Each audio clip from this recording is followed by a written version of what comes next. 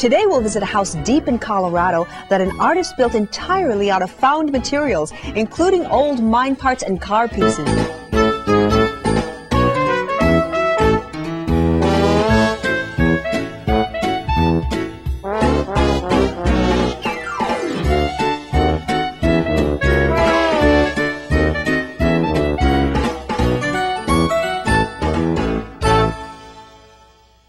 Welcome to Extreme Homes. We're in Crested, Butte, Colorado. Chicago artist Ruth Esserman discovered this mining town turned ski area nearly 30 years ago when she was here to lead a workshop. Before I left, I thought, this place is so fantastic. I had never been here in winter. I'm not a skier. I'm afraid of heights. And I was right at home. This was my spot, and I knew it. So she decided to build a second home here, and she quickly located an amazing lot. And I looked at it and I said, it's a piece of heaven. No one should buy it. This should be national park property. But if anyone's going to buy it, I'll buy it. And I didn't even ask the price, and it was very low. And I wouldn't be able to be here today for the prices that are now here, but it was a stretch at that time, but it was great. Most people design a home first and then purchase the materials to build it. But Ruth is an artist, so she approached this project much as she would a collage. First, she found the materials, and then she decided how to use them. Instead of lumber yards, she shopped at junkyards, as well as abandoned mine sites in the area. Some materials came from her land as well. There's old wood, there's trees, rocks. So I collected junk for 2 years. I bought a greenhouse in Denver that was being taken apart. I couldn't find a contractor. They looked at me like I was strange. Eventually, she found an architect who understood what she wanted and how she intended to design the house based on the materials, the site, and inspiration as the building evolved. They hired some workers, each of whom would contribute their own ideas to the project. In a sense, the house had to grow along with the site and assert itself but not be intrusive. So that working with nature and dwelling together was the challenge. So that's how it got started. Then it was taking all the assemblage of materials and how to put them together to look like they actually grew together, were integrated in some way. I didn't want any square lines. I wanted it like nature, more organic lines. So the tunnel was built to enter, and it's kind of enclosed. It's actually a mine door, but it's an assemblage of parts. Car parts over the entrance like a sculpture. Rusty metal. It got to the point where I thought rusty metal was more attractive than gold for a while, but we all have different excursions. As you go to the right of the entrance, there's a stairway to the second floor, and you can walk up the stairs, and from there there's a ladder of the old metal that goes up to the roof.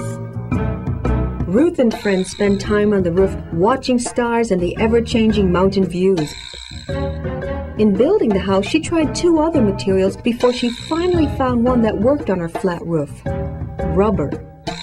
It's like an inner tube. It's great if there's a leak. You just patch it up like an inner tube, and you can walk on it as long as you don't wear studs or something on your shoes, and it works fine.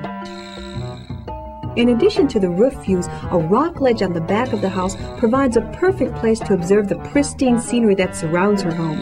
Understandably, Ruth felt no need to redirect nature by intensive landscaping. It's just natural grasses that grow in this area with wildflowers.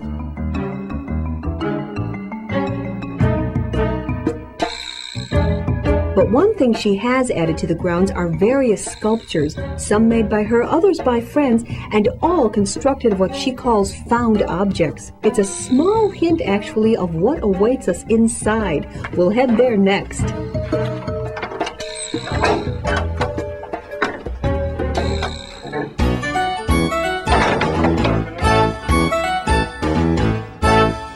Welcome back to Extreme Homes. We're in Crested, Butte, Colorado, about to go in the house artist Ruth Esserman created as though it were a giant sculpture or collage. If you thought the outside was intriguing, I'm sure the inside will leave you dumbfounded. I wanted it to be crowded in by the tunnel when you walk in, and almost medieval, but this car parts and candles and old doll parts and things like that. So it was like a birth experience, fantasy-wise, of coming into a big, high place with this view. So it takes you from a small personal spot to a bigger space. And it's a space that seems even bigger because of the huge number of windows.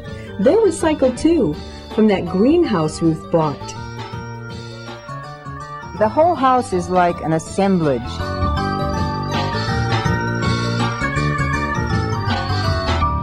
And different members of the team, the building team or the architect, got involved in, oh, this piece will go great here. For instance, the Volkswagen door, someone brought up, they love their Volkswagen. They said, I love this door so much. The car is gone. Do you want the door? So we said, sure. The door went into the house, and you can roll down the window sill. An old wood stove that no longer worked found its way into the wall, too. As did some stained glass that an artist friend made from some leftover pieces. There's more of that stained glass in the powder room, which was created from a whole melange of found materials. The local rock, and it's all moss-covered rock that was just taken from local areas. Half a tree trunk for the counter, which I polyurethane. The fixtures were all things that people throw away are sometimes beautiful.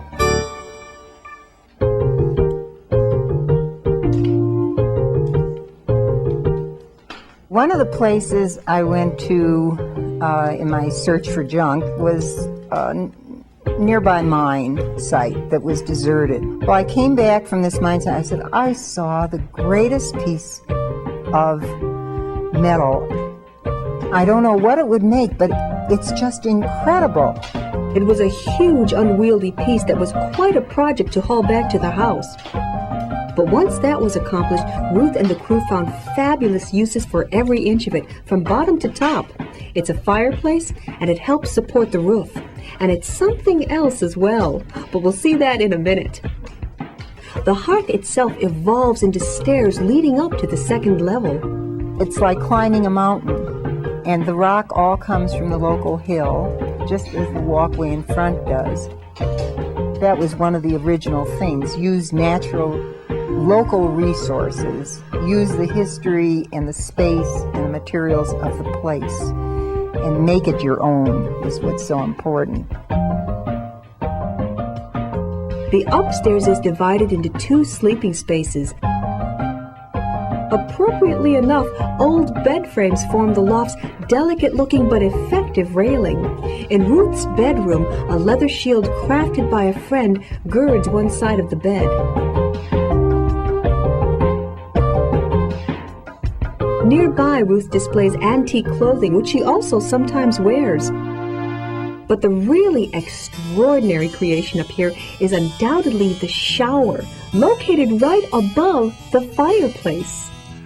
And it's the greatest shower. You don't have to have a curtain. You stand, see all around. There's a skylight to the sky at the night. You see the moon and the stars. This space is wonderful, though, for a studio.